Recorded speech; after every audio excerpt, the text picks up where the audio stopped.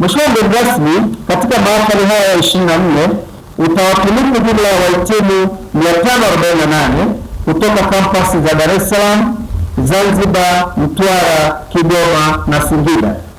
Miongoni mwa mafanikio ya mradi huu ni pamoja na ujenzi wa jengo la taaluma katika kampasi yetu ya Singida ambalo litagharimu jumla ya shilingi bilioni 13.5, na hivi tunavyoongea mradi wetu umefikia asilimia 60. Mahitimu katika kipindi ambacho dunia inathamini uwezo wa kuleta matokeo kuliko umiliki wa vyeti.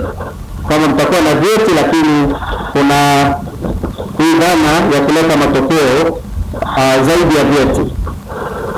Maarifa na ujuzi mlioipata TIA, hiyo ni msingi wa kutengeneza fursa mpya, kuboresha mifumo ya kazi na kutoa majibu ya changamoto zinazoikabili jamii yetu na nchi yetu kwa ujumla.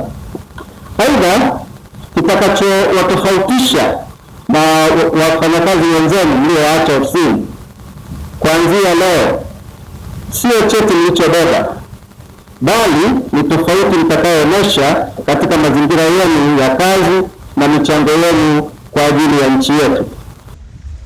Lakini sote tunatambua kazi kubwa inayofanywa na serikali yetu chini ya uongozi mahiri wa Daktari Samia Suluhu Hassan, Rais wa Jamhuri ya Muungano wa Tanzania, katika kuwekeza kwenye sekta mbalimbali ikiwemo sekta ya elimu.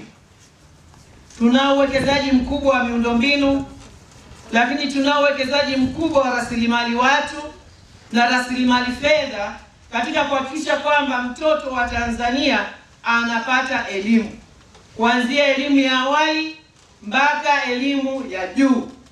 Na huu ni ushuhuda tosha siku ya leo kwamba tunao wahitimu wako hapa mbele yetu ambao walianza katika ngazi hizo na leo wanahitimu katika sehemu ya elimu ya juu. Itauma sana na inaumiza sana kuona leo muhitimu wa levo ya kwenu tunaenda kumpeleka kwenye uraibu. Itauma sana kuona muhitimu wa daraja lenu leo tunaenda kumpeleka kwenye vyombo vya dola kwa sababu ameenda kuikumbatia rushwa. Inaumiza sana.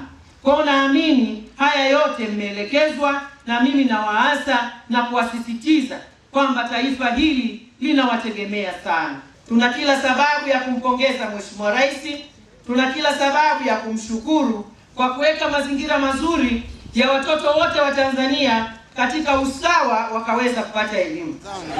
Kwamba kama mgeni rasmi alivyokwisha kuzungumza, na sisi pia tunapaswa kupinga rushwa kwa kila aina ya nguvu ambayo tunaweza kupinga rushwa. Rushwa ni adui wa haki.